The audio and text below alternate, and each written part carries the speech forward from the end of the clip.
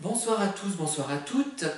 Une petite vidéo qui concerne une remarque que j'ai lue à l'issue de mes vidéos et qui expliquait que certains patrons, certains chefs d'entreprise, certains directeurs utilisaient les pervers narcissiques pour favoriser leur entreprise. Alors ça m'a fait réfléchir, je me suis dit, voyons, est-ce que c'est vrai?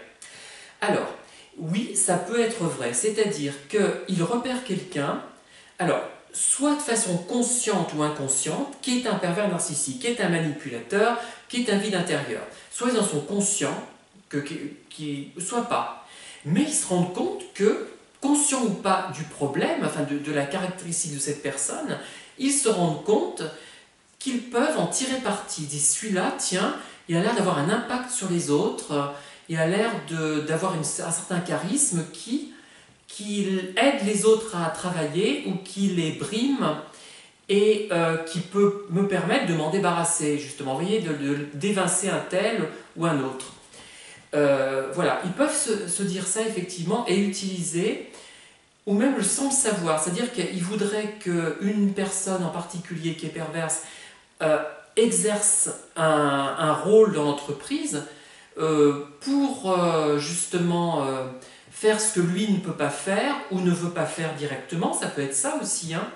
Mais il peut le faire de façon tout à fait inconsciente, en étant séduit par le charisme de cette personne et utiliser cette personne. Ou alors, comme je vous l'ai dit, il peut également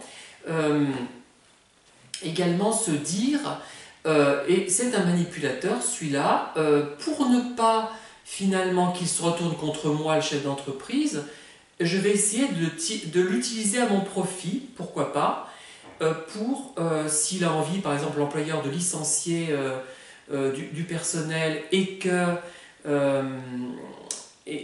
n'a pas envie d'aller de se faire coller des prud'hommes et de licencier, donc, il peut utiliser finalement un pervers pour pousser les salariés qu'il voudrait licencier parce qu'il a trop de personnel ou parce qu'ils ne conviennent pas, ou pour plein de raisons, pousser donc ce pervers à les harceler, pourquoi pas, et les amener à démissionner. C'est possible, c'est une hypothèse qu'on peut faire, mais je ne l'ai pas vérifiée, évidemment, hein.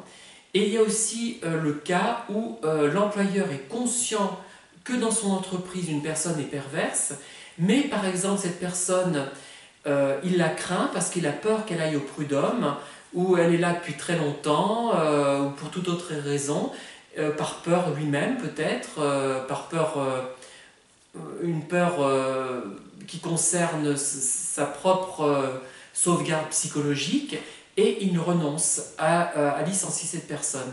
Voilà, il y a plein de cas de figure, hein, mais effectivement, un employeur peut utiliser un manipulateur pervers en ayant conscience que cette personne est un manipulateur pervers, ou l'utiliser sans en avoir conscience qu'il est un manipulateur pervers, mais